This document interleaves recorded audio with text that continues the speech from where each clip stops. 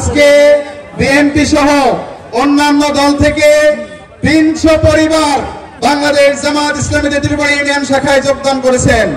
আমরা আল্লাহর কাছে শুকরিয়া জ্ঞাপন করছি যে সমস্ত ভাইরা ইসলামী আন্দোলনের এই দলকে গ্রহণ করেছেন। আমরা পানির জলে ভেসে আসা কোনো কচুরি পাতা ধরার জন্য কর্মী পাবেন না ইনশাআল্লাহ।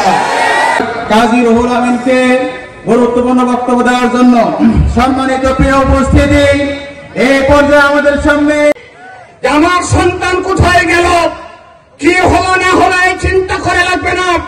এমন শিক্ষা প্রতিষ্ঠান তৈরি করা হবে আপনার সন্তানকে মানুষের মতন, খরগোশের মতন কান উঁচু করে এদিক ওদিকে তাকা, না জানি কোন সময় চাঁদা নিতে আসেন নাকি বলেন আপনারা? এটা কি একটা সমস্যা না? আমি আপনাদের বলবো ব্যবসায়ী বাংলাদেশ জামাত ইসলামী ক্ষমতায় আসলে আল্লাহর মেহরবানিতে আমাদের কেন্দ্রীয় আমির ঘোষণা দিয়েছে আমার করে। আপনারা বলছেন